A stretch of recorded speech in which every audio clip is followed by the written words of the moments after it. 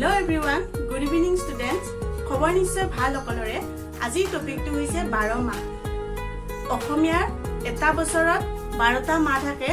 ঠিক তেনেকৈ আমি ইংৰাজীত 12 months। মই 12টা মাহ আৰু 12 months একেলগে কৈ যাম। ঠিক আছে, প্ৰথমতে আমি অসমীয়া 12 মাহৰ নাম কেইটা উল্লেখ কৰিম। অসমীয়া 12টা মাহ বুলি কোৱাৰ লগে লগে ফাৰ্স্ট আহিব বহাগ, জেঠ, আহাৰ, শাওন, ভাদ, আহিন, কাতি, আঘোণ, পুহ, মাঘ, ফাগুন, চত। আকৌ এবাৰ তোমালোকেও মোৰ লগত সমানে কোৱা বহাগ, জেঠ, আহাৰ, শাওন, ভাদ, আহিন, কাতি, আঘোণ, পুহ, মাঘ, ফাগুন, চত। ঠিক আছে, আকৌ এবাৰ বহাগ, জেঠ, আহাৰ, শাওন, ভাদ, আহিন, কাতি, আঘোণ, পুহ, মাঘ, ফাগুন, চত। ঠিক আছে, এইবাৰ আমি লিখি বহাগ, জেঠ কেইটা লিখি আছো। ফাৰ্স্ট আহিব আমাৰ বহাগ।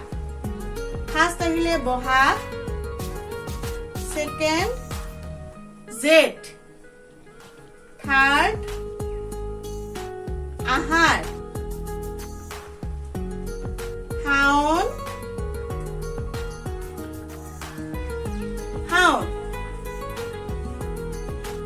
ভাদ, আহিন,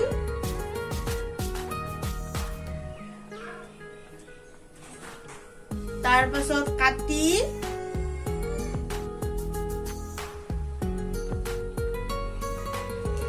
বহাগ, জেঠ, আহাৰ, শাওন, ভাদ, আহিন, কাতি, আঘোণ,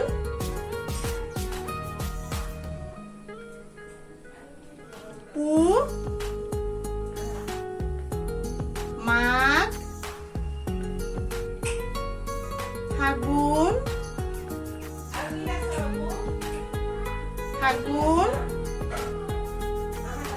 চত। কি আঘোণ, পুহ, মাঘ, ফাগুন, চত। এইবাৰ ইংৰাজীৰ 12টা মাহ মানে 12 months। 12 months বুলি কোৱাৰ লগে লগে আমাৰ কি হ'ব? 12 months বুলি কোৱাৰ লগে লগে কোন কেইটা মাহ? জানুৱাৰী, ফেব্ৰুৱাৰী, মাৰ্চ, এপ্ৰিল, মে, June, July, August, September, October, November, December. ঠিক আছে, কি জানুৱাৰী, ফেব্ৰুৱাৰী, মাৰ্চ, এপ্ৰিল, মে, June, July, August, September, October, November, December. কি জানুৱাৰী, ফেব্ৰুৱাৰী, মাৰ্চ, এপ্ৰিল, মে, June, July, August, September, October, November, December. Okay, 12 months। 12 month বুলি কোৱাৰ লগে লগে কি? জানুৱাৰী,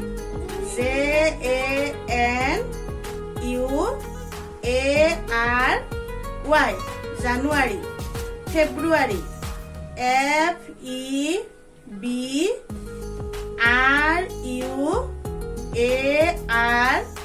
FEBRUARY, February. March,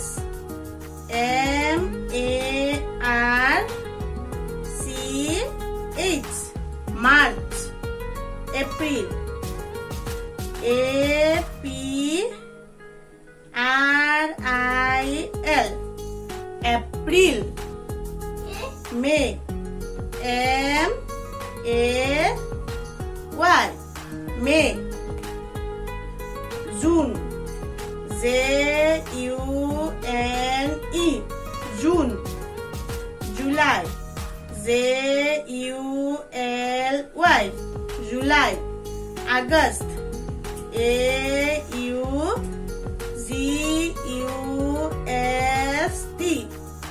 August. September,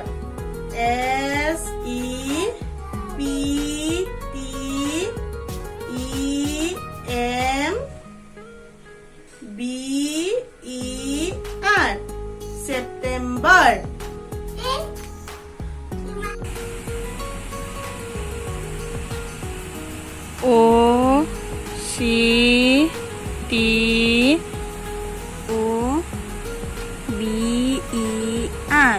October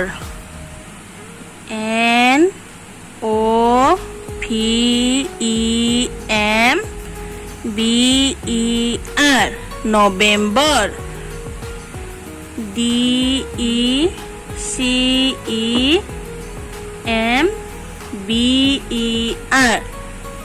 December